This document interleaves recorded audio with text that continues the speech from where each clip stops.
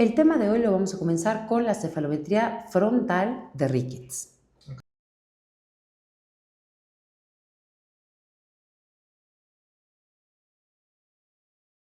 Esta radiografía la vamos a mandar cuando vemos que mi paciente tiene muchas asimetrías.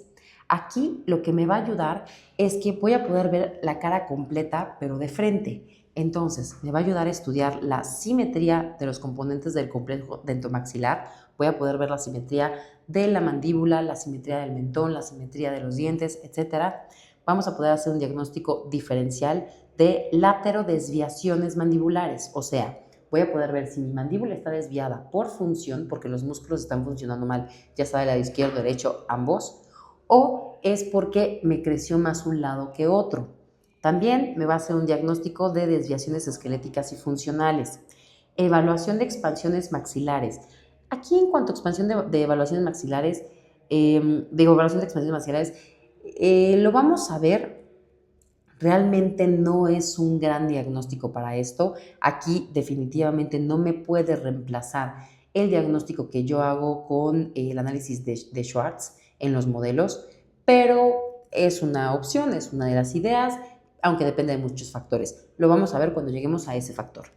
También me va a dar diagnóstico de malformaciones que pueden afectar las estructuras y, por lo tanto, darme asimetrías y determinar el espesor de la rama mandibular. Es la única en donde voy a ver si mi rama mandibular está muy gruesa o muy delgada, aunque esto mismo también lo puedo ver bastante bien en una radiografía panorámica. No de igual manera, pero bastante bien, porque insisto, es la única radiografía que es como si tomáramos una radio, una imagen de frente del paciente.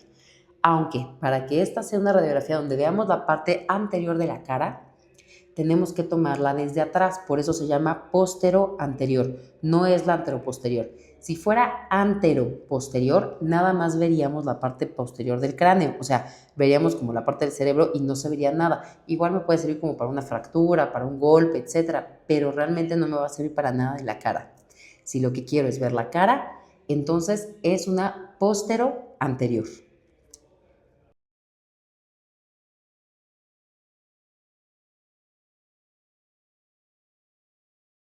Este es un paciente que es un gran ejemplo de cuándo tomaría yo una radiografía frontal. ¿Por qué? Si vemos al paciente tanto con boca cerrada como en sonrisa, podemos ver que tiene una desviación de la mandíbula hacia la izquierda. Ahora, lo que yo quiero ver es si realmente esta desviación es esquelética o está siendo funcional, porque yo veo los dientes y los dientes no se ven tan mal. Realmente, si yo hago un acercamiento hacia los dientes, voy a poder ver que los dientes no se ven tan mal. Sí hay una mordida cruzada posterior del lado izquierdo y sí hay un poquito de mordida en tijera o mordida de Brody del lado derecho, pero no es exagerada, es de cuando mucho 2 milímetros. Entonces, si no es mucho, con un aparato de expansión sí puedo llegar a compensarlo. También quiero que veamos que la nariz no se ve tan desviada, sí está desviada, pero no se ve tan desviada, y que también tengo algo de colapso del lado izquierdo en el maxilar.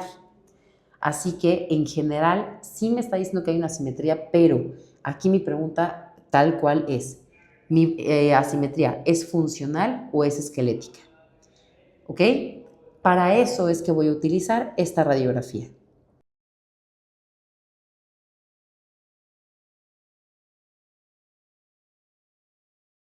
El trazado anatómico ya lo vimos desde el primer semestre. Vamos a trazar las órbitas, la sutura frontocigomática, el hueso malar, apovios mastoides, crista galli, fosos nasales, espina nasal anterior, centrales superiores e inferiores, primeros molares superiores e inferiores, caninos también, aquí me faltan caninos, inferiores, mandíbula con rama y cóndilo y maxilares.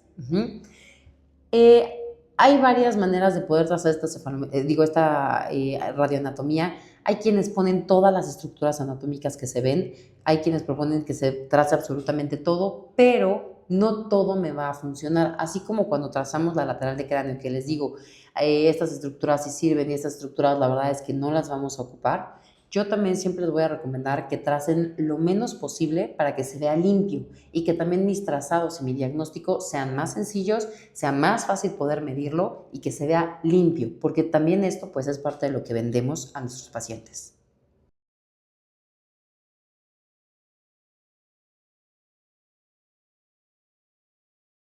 Comenzando con los puntos cefalométricos, vamos a tener estos que son ZL y ZR.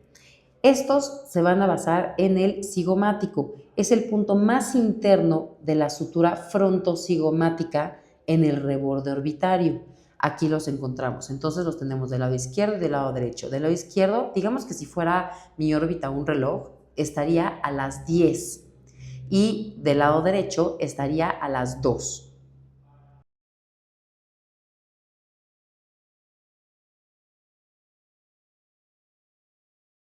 Los siguientes puntos van a ser ZA y AZ, que están exactamente en el centro de la raíz del arco cigomático. Entonces, no tanto como está aquí en el dibujo, sino en el mero centro vamos a poner un punto y acuérdense que todos los puntos son pequeñitos, deben ser lo más fino posible, lo más exacto posible para que no tengamos desviaciones de dónde estamos midiendo.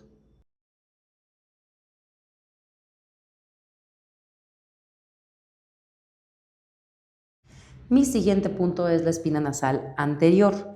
Entonces, aquí donde está la nariz, en esta imagen del ejemplo no lo tenemos, pero en las imágenes que yo les doy, tenemos perfectamente bien marcado con un triangulito en la parte inferior, que es como yo lo trazo en la clase en primero. Vamos a ver que ahí exactamente va a estar mi espina nasal anterior. Entonces ahí podemos poner un punto o no. Finalmente sabemos que la marquita está en el triangulito.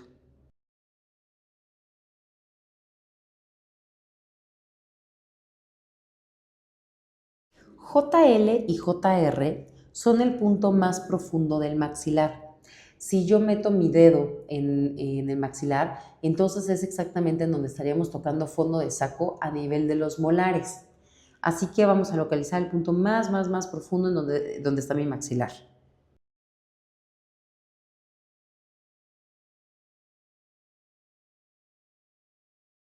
Mi siguiente punto es el mentón. Mentón lo vamos a localizar en el punto más medio, ¿okay? Más medio de mi reborde inferior mandibular.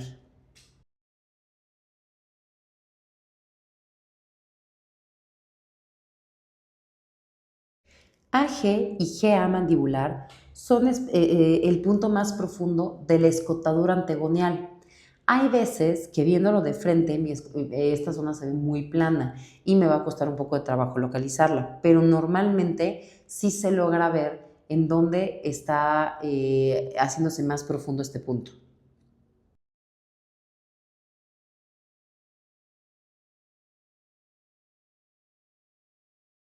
El punto A1 está en donde hacen contacto las dos raíces de los centrales superiores, o sea, el punto en donde se unen. Cuando yo estoy trazando mis dientes superiores, normalmente esto se ve como que se unen exactamente en el tercio gingival. Ujú. Y ahí es donde voy a marcar el punto. También, si están un poco más separados, hay algunos casos en donde se logra llegar a ver el huesito, ¿ok? Exactamente donde está la cresta. Entonces ahí es donde lo voy a marcar.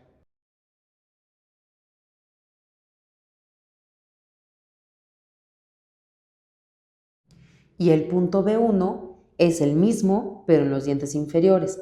Los dientes inferiores a veces se ven un poco más apiñados porque también recordemos que hay más apiñamiento abajo que arriba, normalmente por la manera en que se va desarrollando la boca, etcétera, y que necesita crecer un poco más, pero va a ser el mismo punto abajo. Entonces, el puntito en donde se están uniendo los dos dientes, ahí.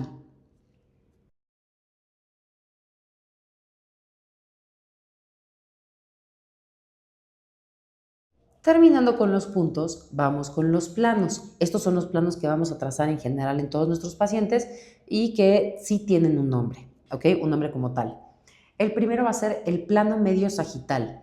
El plano medio sagital es una línea que tiene que tocar el punto Crista Gali, que recordemos que es el punto más superior, ¿ok? El que queda arribita de la estrellita donde están las órbitas, y la espina nasal anterior. Y esta línea la vamos a llevar hacia abajo pasando el mentón. Hay que tratar de hacerla de un color diferente a todos los demás, porque a partir de aquí voy a comparar los dientes y la mandíbula. Entonces me conviene hacerlo de otro color. Yo se los recomiendo mucho.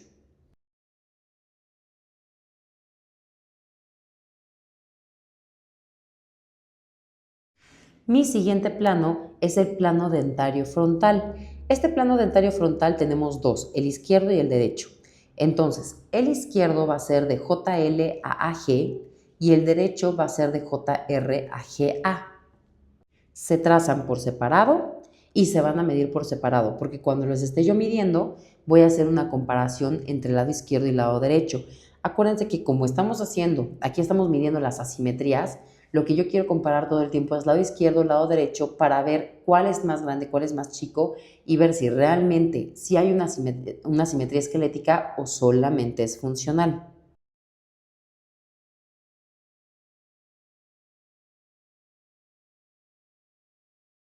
El plano facial frontal, vamos a ver que va de ZL a AG del lado izquierdo y de ZR a GA del lado derecho. Lo mismo, trazamos completa esta línea, ¿ok? En estos casos sí les recomiendo que nada más sea de un punto a otro, porque los ángulos y demás sí se pueden medir bastante bien. Entonces, nada más con trazar de un punto a otro es más que suficiente. No hay tanta necesidad de que se alargue la línea y que llegue a otro punto.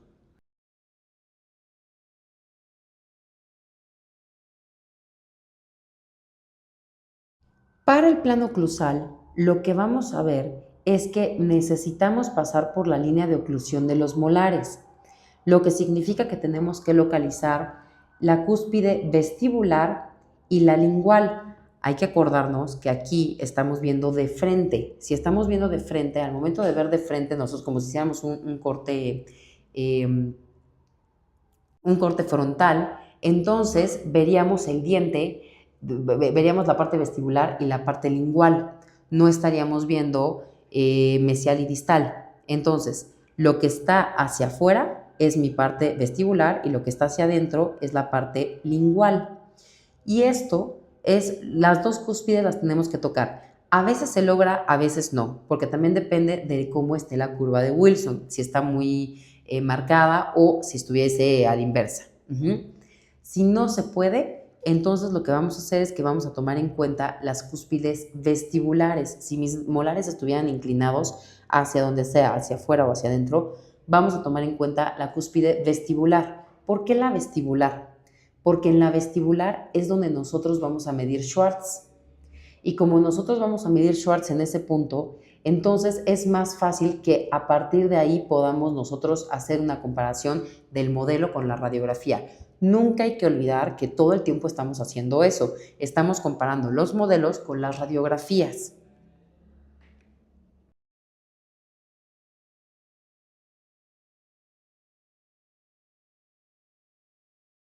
Y finalmente el plano Z. El plano Z va de ZL a ZR.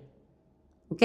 Nada más esto. Ahora, esta línea también la vamos a utilizar después para ver si mi cabeza está chueca y porque esta línea debe ser completamente de 0 grados. Si no trazaron bien el punto ZL y ZR, entonces este plano se va a ver inclinado. Si está inclinado es que uno de los dos puntos lo trazaron mal. Es importante que lo tracen para que vean si sí les queda completamente plano. Si no, entonces ahí podemos empezar a ver que hicimos mal el trazado de los puntos.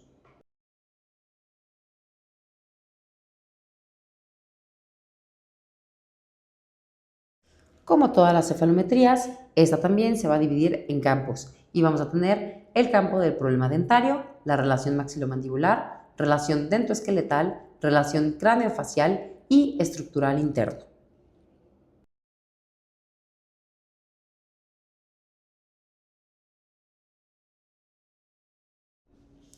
El problema dentario.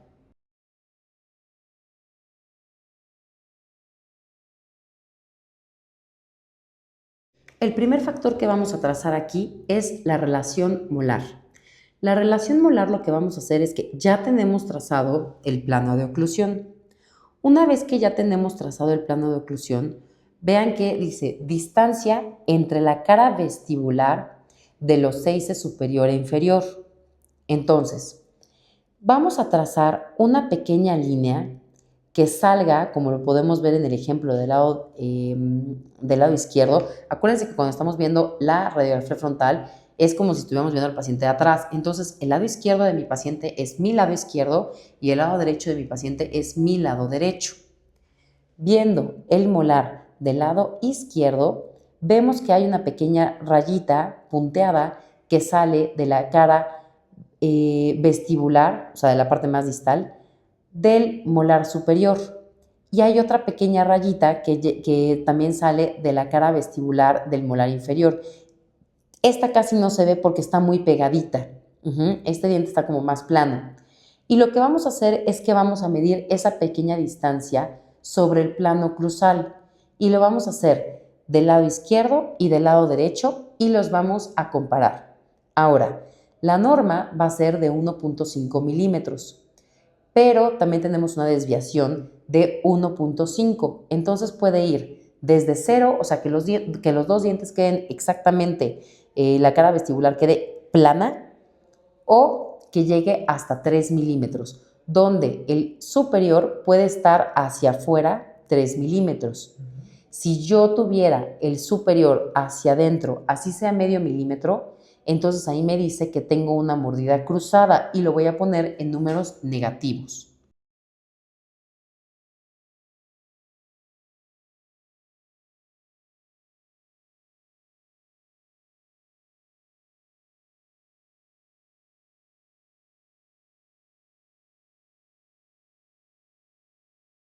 Para el ancho intermolar, lo que vamos a hacer es que vamos a medir la distancia de la cara vestibular de los molares inferiores.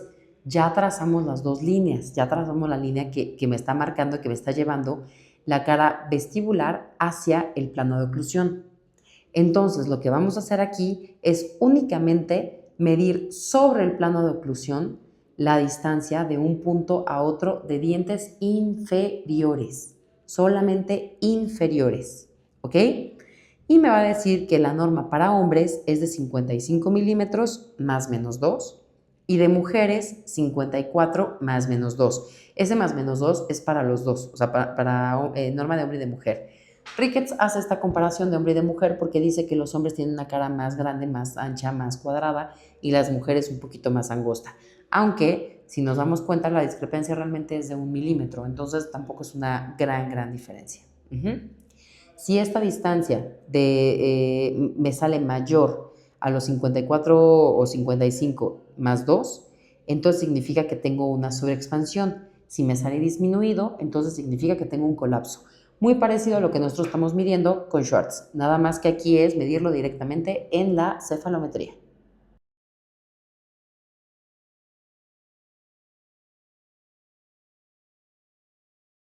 Aquí una desventaja que hay, por ejemplo, es que si la cabeza, o sea, la imagen que nos mandan impresa de laboratorio no es del tamaño de la cabeza real del paciente, entonces las medidas no van a ser realmente confiables.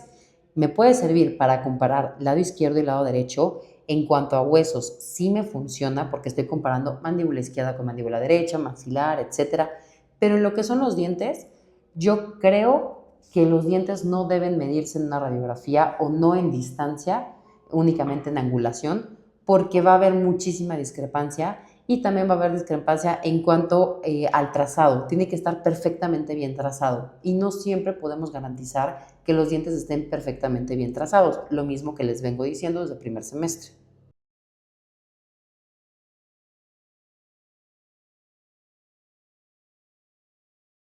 Para el factor de ancho intercanino, acuérdense que aquí sí estamos trazando los caninos, aquí sí están trazados los caninos, a diferencia de cuando vimos los caninos con Ricketts que los tuvimos que inventar porque no los trazamos normalmente.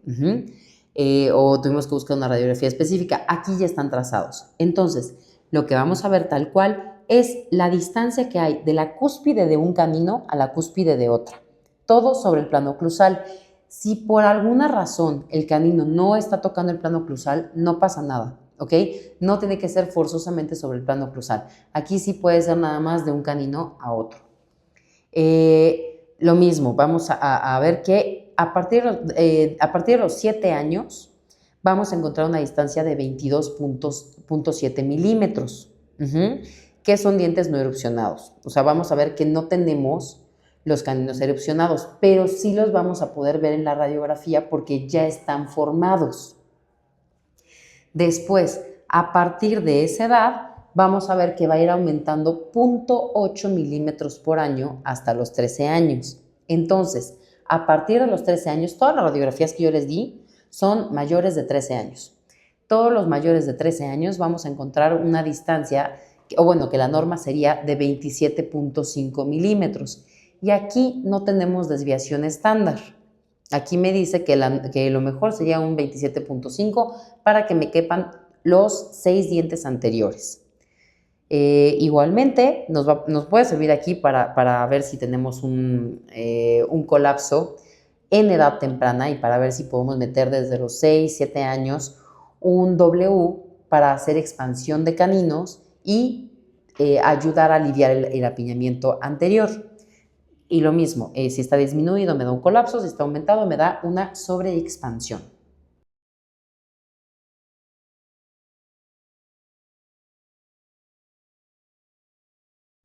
Línea media de la dentadura.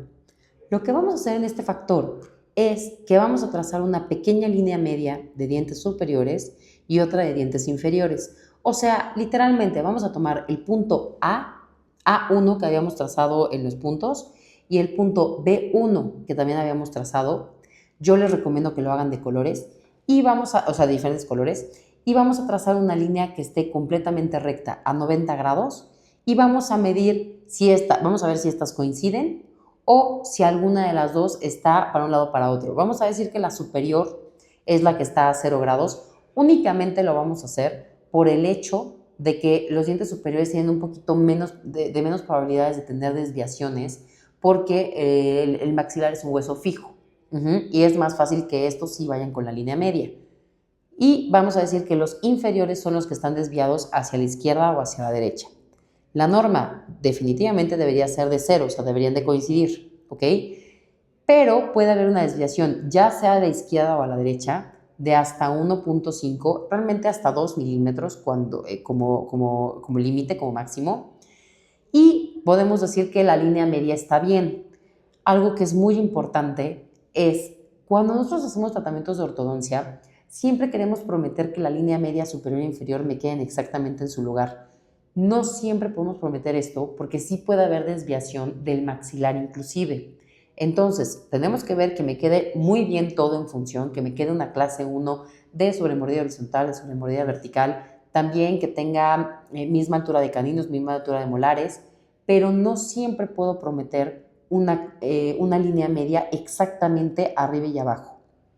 Claro, voy a tratar de que quede lo más posible. Normalmente en todos los casos sí queda bien la línea media arriba con abajo, pero en algunos casos no se puede. Con todo y que se cumplen todas las normas, que tengo clase 1 en parte posterior de ambos lados, que no tengo colapsos, o sea, que se cumplen bien todas las llaves de la oclusión, que está bien en cuanto a Schwartz, que está bien en cuanto a todo, pero la línea media no coincide porque quizás un diente esté más grande que otro o porque tenga yo cualquier discrepancia.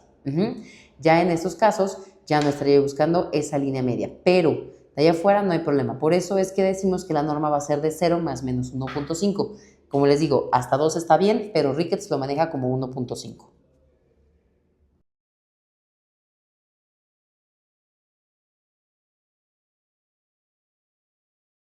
Aquí vemos cómo está trazada la línea del punto A, de punto B y cómo medimos la discrepancia.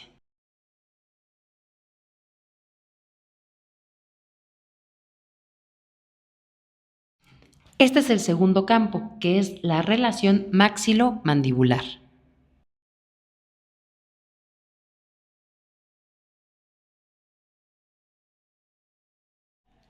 En este factor, que es el ancho maxilomandibular, lo que vamos a hacer es que vamos a medir la distancia de JR hacia la línea que tenemos de ZR con GA, ¿ok? Así como viene el ejemplo, y lo vamos a hacer de ambos lados. Vamos a medir la distancia lineal lo más horizontal posible. Nos dice que la norma va a ser de 10 milímetros a partir de los 8.5 años. ¿Por qué? Porque aproximadamente los primeros molares erupcionan a los 6 años, aproximadamente. En la raza mexicana erupcionan un poco antes, entonces esta norma podría estar desde un año antes. Pero lo que me está diciendo es que también depende tanto de la erupción como de la formación de la raíz. y la inclinación que tenga esta raíz, o sea, la curva de Wilson. Y eso es lo que me va a determinar la inclinación, el ancho que vaya a tener y la distancia que haya de JR hacia esta línea. De ambos lados puede ser diferente porque una cosa es como erupciona el lado derecho, otro el lado izquierdo, y porque ambos lados pueden tener una función distinta con la lengua o con los buccinadores o con la masticación.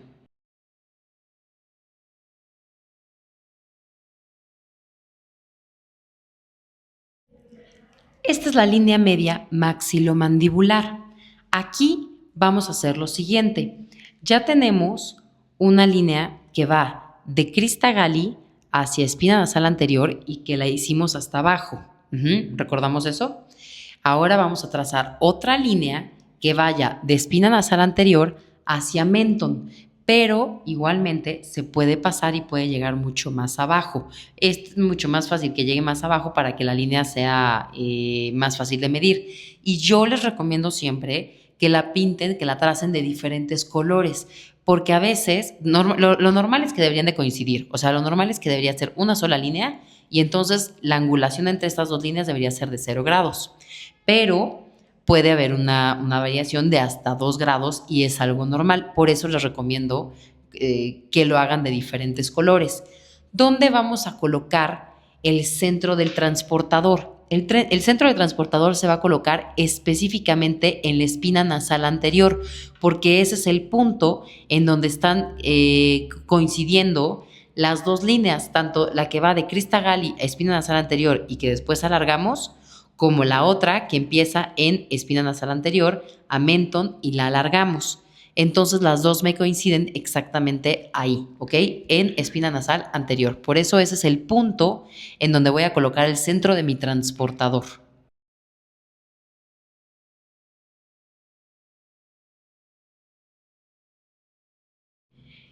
En este campo de relación dentoesqueletal vamos a comparar los dientes con el esqueleto.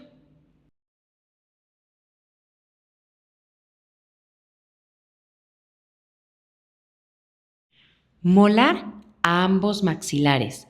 Va a ser izquierdo y derecho. Igual, este va a ser completamente independiente. Lo que vamos a hacer es que vamos a medir la distancia que hay de la cara distal del primer molar inferior, o sea, del 6, hacia la línea de JRGA.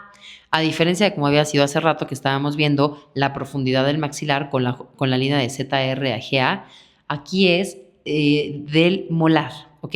Del molar porque estamos comparando el diente. Y lo vamos a hacer igualmente del lado izquierdo y del lado derecho. También nos puede dar completamente distinto, no pasa nada.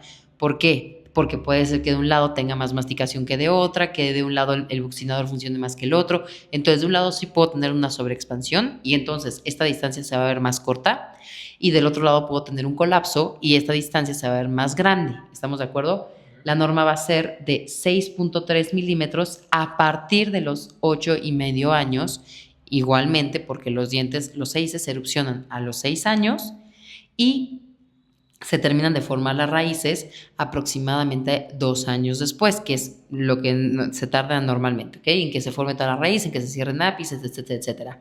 Lo mismo, en la raza mexicana puede ser que erupcionen un año antes, desde los 5 años, y puede ser que terminen de cerrar ápices y demás a partir de los 7 años. Entonces, sería un poquito antes.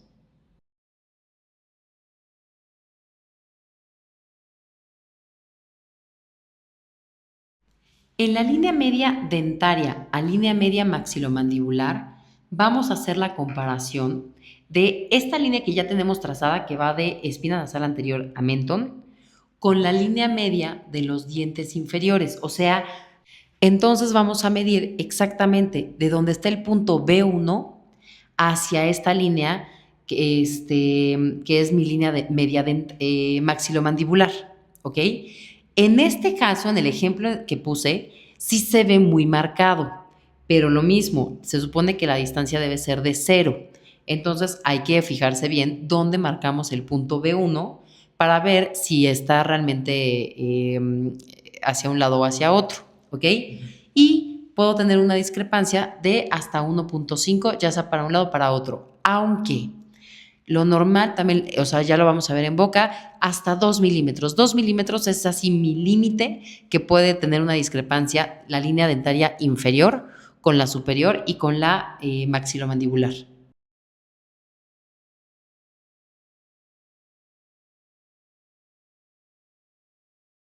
Y como último factor de este campo vamos a tener la inclinación del plano oclusal. Ok, vamos a ver qué es lo que se hace aquí.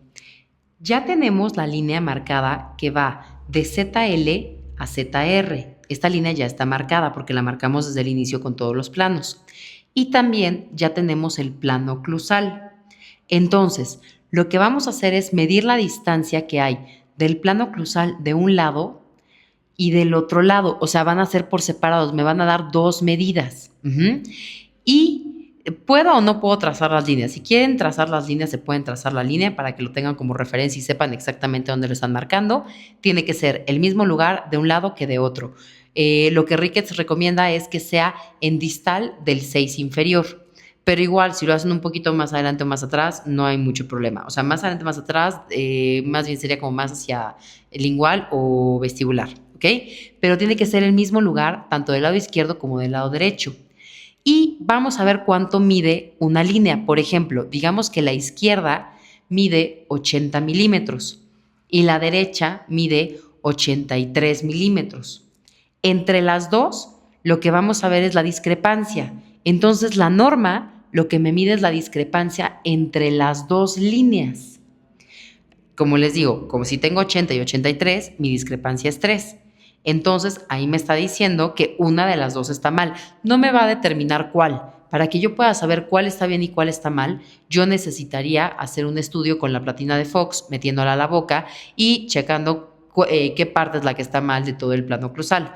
Pero en este caso únicamente me va a servir para saber si está bien o está mal. Que en esto también tenemos la desventaja de que mi plano oclusal tiene que estar perfectamente bien marcado, porque si como igual en el ejemplo, de un lado está un poquito más chuequito, está un poco más arriba o más abajo, obviamente me va a dar una discrepancia. Bueno, entonces medimos un lado, medimos el otro. Si la discrepancia me da, por ejemplo, 80 y 81 milímetros, ahí me está diciendo que mi plano está perfectamente bien y que no hay discrepancia, porque lo tenemos de 0 a más menos 2.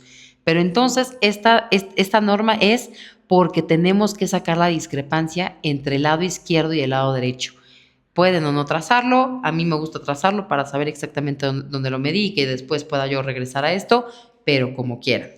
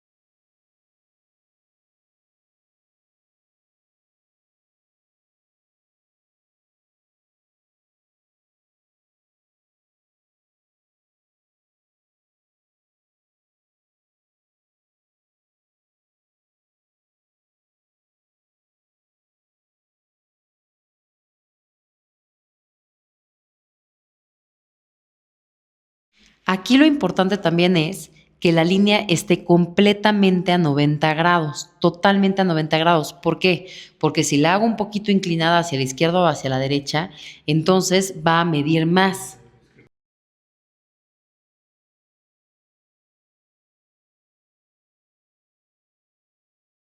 Comencemos entonces con la relación cráneo-facial.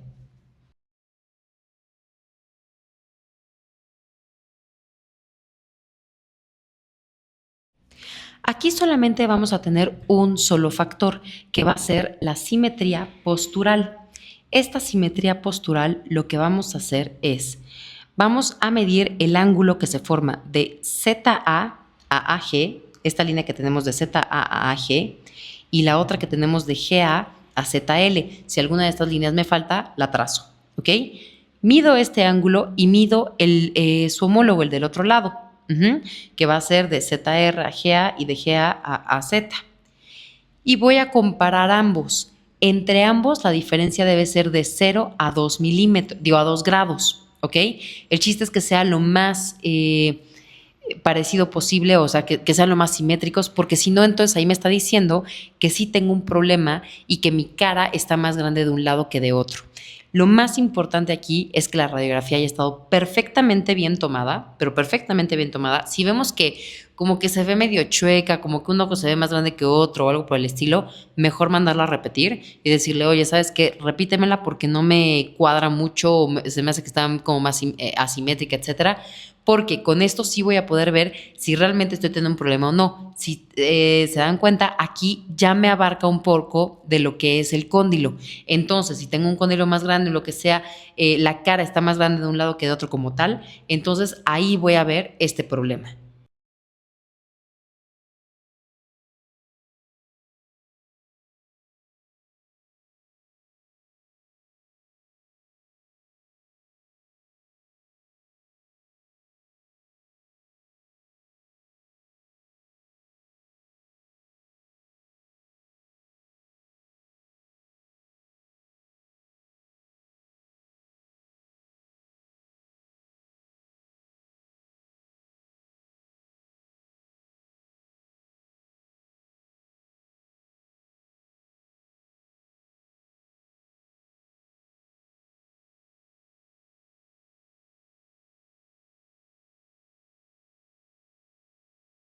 Ahora, si realmente sí tiene la simetría, hay que ver qué tanto me afecta en mi tratamiento de ortodoncia y si puedo o no hacer un camuflaje, porque si tengo una simetría esquelética real, entonces nada más tengo dos opciones, o hacer un camuflaje o preparar al paciente para una cirugía. Cuando es algo muy pequeño, por ejemplo, si aquí estamos hablando que hay una diferencia de 4 grados, estamos viendo que la norma es de 0 más menos 2. Entonces tengo 2 grados de discrepancia, porque 2 grados estaba bien, ya los otros 2 son los que están mal. Por lo tanto, solamente por 2 grados no sería un paciente que se fuera a cirugía, pero sí necesito valorar qué tan bien me van a quedar las arcadas y qué tan bien me va a quedar el paciente. Y sí necesito avisarle al paciente que él tiene una asimetría para que después del tratamiento no venga y me diga, oye, yo estaba con la cara bien y por tu tratamiento quedé mal. No, al revés. Desde el inicio se le dice, mira, estoy encontrando que tienes una asimetría de 2 grados, así asado, este lado es más grande que este, etcétera, etcétera. Entonces te voy a dejar bien, va a quedar esto simétrico, etcétera, va a quedar tu boca bien, pero si al final tú notas alguna asimetría, o sea, desde ahorita ya la tienes.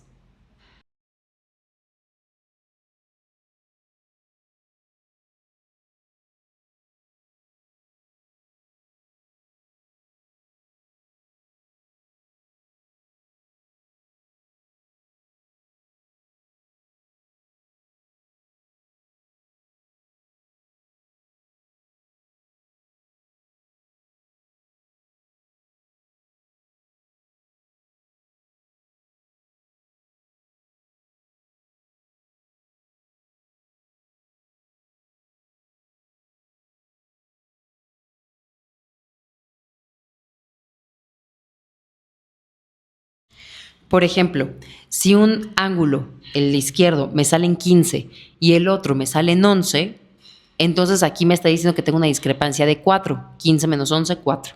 Ahí sí me está diciendo que estoy teniendo una simetría. No te indica qué lado es el que está bien. No te dice el izquierdo está bien o el derecho está bien porque no tenemos una medida estándar. No tiene que haber un tamaño exacto que tenga que medir cada lado, sino que en general me está diciendo que sí hay una discrepancia. Por eso, cuando vemos una discrepancia, tengo que observar al paciente y ver si realmente sí creo que existe esa discrepancia o si se tomó mal la radiografía. En dado caso de que dudemos, hay que volver a tomar la radiografía. Si no, así se queda y no hay ningún problema.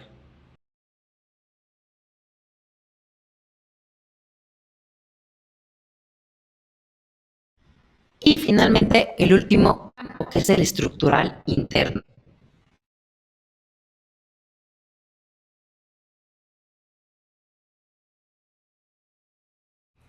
Aquí lo que me va a medir son las estructuras internas. Entonces, el primer factor va a ser el ancho nasal. Lo que vamos a hacer aquí es, vamos a ver la zona interior de las fosas nasales, porque tenemos un área exterior y una interior. En la interior vamos a ver de la parte más distal, o sea, la que está más hacia afuera, ¿ok? De un lado al otro. Aunque me quede tantititito inclinada la línea, no pasa nada. O sea, una inclinación pequeñita, no grande. Ok, o sea, si tengo una línea muy inclinada, pues no. Necesito que sea lo más recta posible. Pero del punto más ancho de mis fosas nasales, en la parte más inferior. Ahí es donde voy a ver qué tan ancho está para ver si me está permitiendo pasar bien el aire o no. O desde ahí ya tengo una obstrucción para que haya una respiración nasal.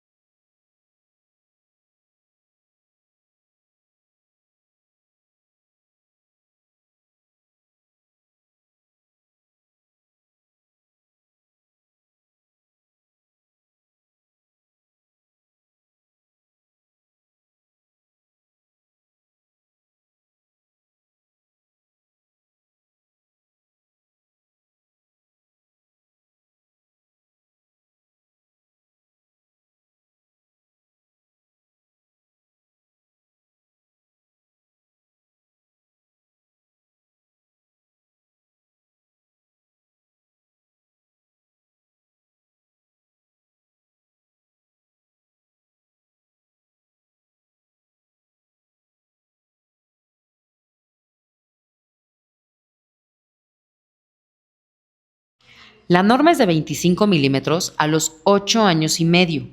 En mujeres va a aumentar 0.7 por año hasta los 15 y en hombres va a aumentar 0.7 por año hasta los 18. Entonces tenemos que hacer 7 por 7, 4.9, 25 más 4.9, o sea, 29.9 en mujeres a los 15 años o mayores, claro está. Y en los hombres es más 10, entonces sería 7 milímetros, 32 milímetros en hombres. ¿Ok?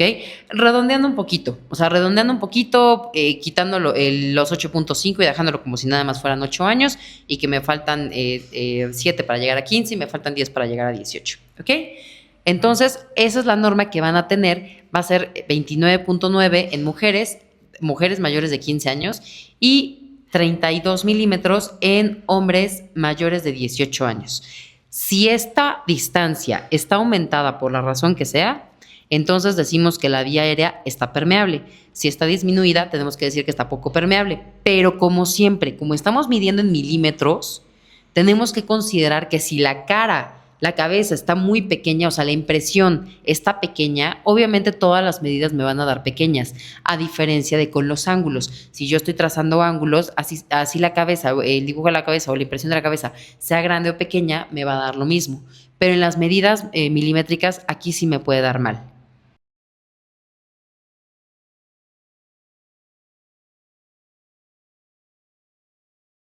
El siguiente factor es la altura nasal.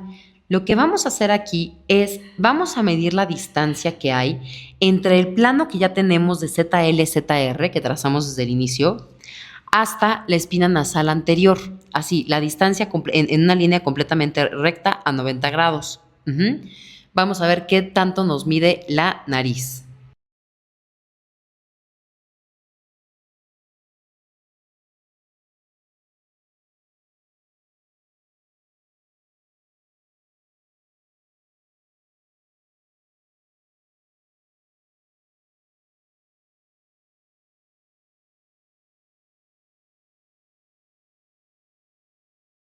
Aquí lo que estamos valorando no es específicamente el tamaño de la nariz como tal, porque para empezar no estamos viendo a la persona físicamente, entonces no es esto, sino que estamos viendo la espina nasal anterior, qué tanto bajó.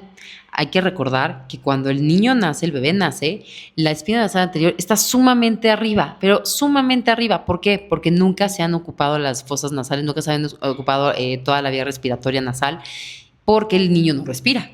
A partir de que nace, esta empieza a descender y termina en su lugar a partir de los 7 años. También por eso es que aquí la norma nos dice que es de 44.5 a los 9 años. Pero, ¿ok?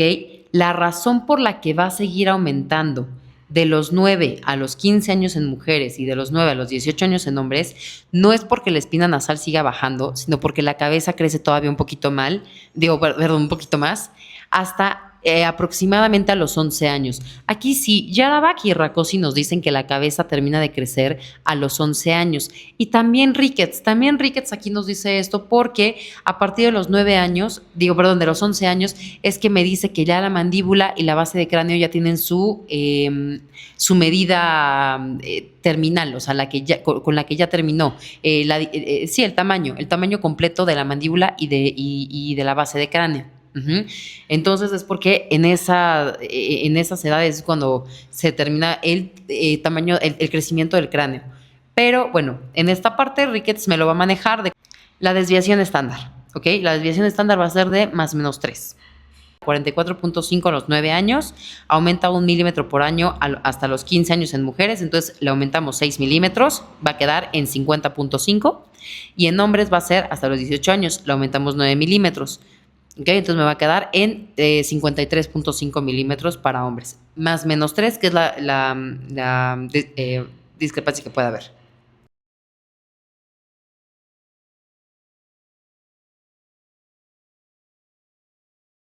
Vámonos con el ancho maxilar. Lo mismo, todo lo que son medidas, o sea, todos estos factores dependen completamente de la impresión de la imagen. Uh-huh. Pero vamos a medir la distancia que hay de JL a JR, que es la parte más profunda del maxilar, o sea, donde metemos el dedo y donde podemos tocar fondo de saco, ¿ok? Recordando esto. Ahora, nos va a decir si mis molares superiores están bien o necesitan una expansión. Aquí va a ser lo mismo que yo les comentaba con los factores dentales.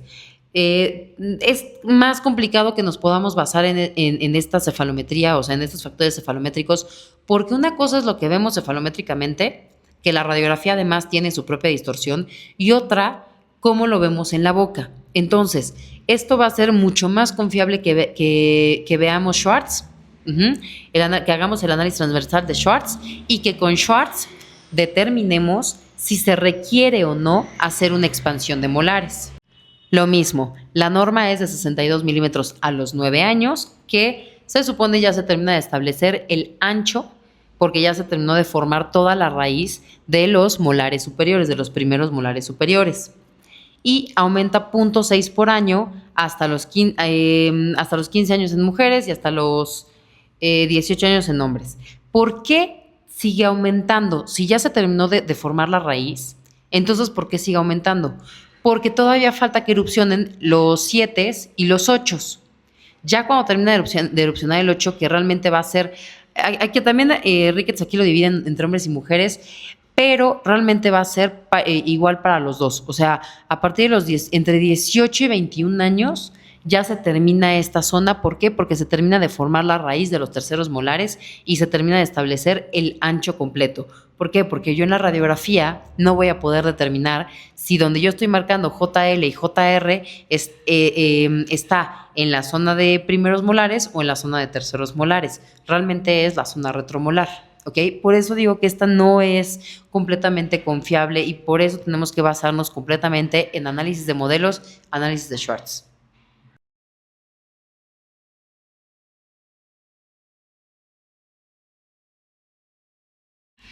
En este factor de ancho mandibular vamos a medir la distancia de AG a GA, ¿ok? Y con esto vamos a ver qué tan grande o pequeña está la mandíbula Y con esto me dice Ricketts que voy a poder determinar si estoy teniendo un patrón de crecimiento dólico, meso o braqui, donde la norma va a ser de 76 milímetros a los 9 años y va a aumentar 1.4 por año hasta que termine el crecimiento de cada paciente.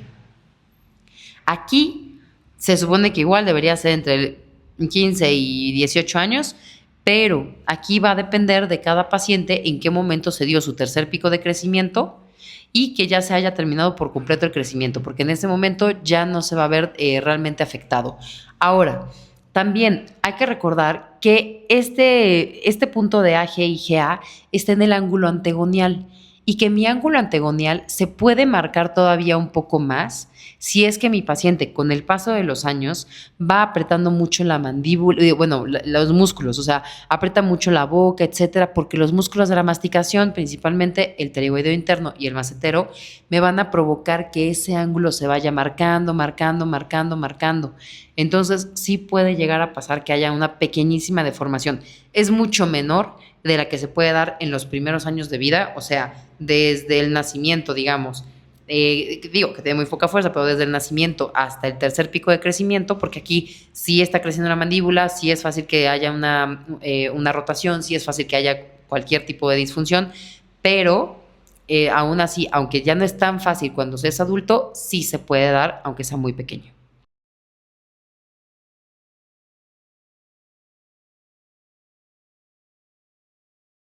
Y finalmente nos vamos con el ancho facial. Ahora, no es tan exacto el ancho mandibular, si es dólico mesobraqui, porque pues depende de la función de los músculos de la masticación. Entonces, este factor sí me va a determinar el tipo de crecimiento o el patrón de crecimiento, si es dólico mesobraqui, o sea, vertical o horizontal, porque vamos a medir del centro del arco cigomático de un lado al otro. Acuérdense que ZA y AZ está exactamente en el centro del arco cigomático. Lo vamos a medir y me dice que tiene 116 años a los 9 años y aumenta 2.4 milímetros por año. Lo mismo sería que aquí sería nada más hasta los 11 años, 12 años que el cráneo termina de crecer, pero también Ricketts lo maneja hasta que es el tercer pico de crecimiento en hombres y en mujeres. Aquí, obviamente, si el paciente está en norma de 116 más menos 3, entonces me está diciendo que es un paciente que es meso, ¿ok? O normo. Si está aumentado, me va a dar un paciente braqui y si está disminuido, un paciente dólico. Y con este factor terminamos lo que es la cefalometría frontal de Ricketts, ¿ok?